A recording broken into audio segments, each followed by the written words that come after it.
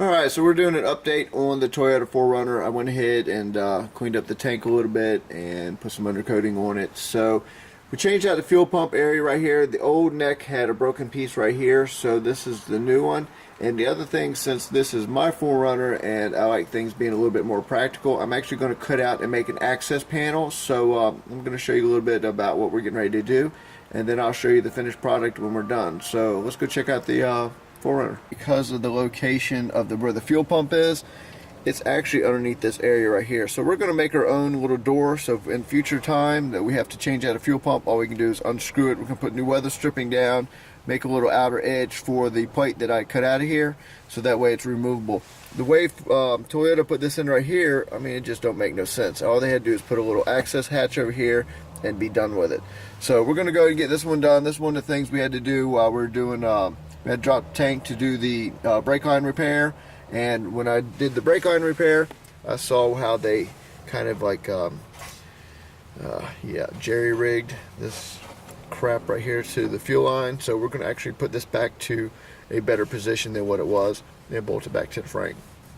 So that's one of the repairs we're going to take care of while we get this cut out. So anyways, this is part of it. We're going to go ahead and get this cut out and check back, and I'll show you how it turned out in the finished product. Then I'll show you in all the measurements and where it is, so that way if you decide you want to do it when you're doing fuel pump replacement on your Toyota 4Runner, you can do the same repair. So just make sure when you're doing all your cutting, block something off. I put a piece of cardboard over here, put a junk rag type of blanket back here, so that way it keeps all the sparks off my seat. So keep all that straight, keep a little bit of water in there in case you start melting something, get something hot. So and make sure you wear your safety glasses. You know, very, very important that you wear your safety glasses, because yeah, I might have accidentally learned the hard way that you must wear your safety glasses all the time, but we won't talk about that right now. Back to cutting this out. Alright, and as you see, while the tank was out, I went ahead and cut this, and this is pretty much what had come out right here. So now that this is out, what I'll do is I'm going to add an edge on here, an edge up here, and an edge over here. I'll weld it on there.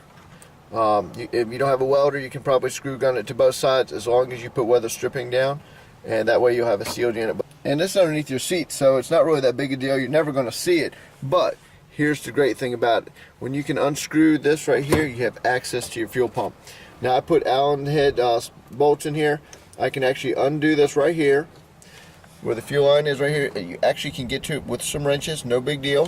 When you slide this up and sideways a little bit, it'll pull right on out. So that way you don't have to drop the tank anymore.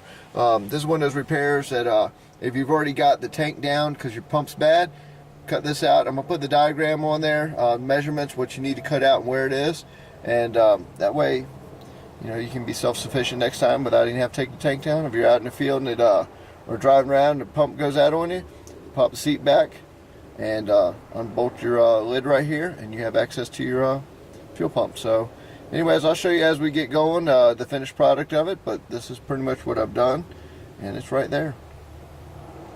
Now I left this lid right here because this is double-sided, and I'm just going to go ahead and put the screws to hold it, because if you lift it up, like I said, you come this way a little bit, it slide right out, so that's not that big a deal. Anyways, and then if you have a body lift on this, which this is getting ready to get, it'll make it even easier access to get to it once the body's on there. So let me get this finished up, and I'll show you the final product.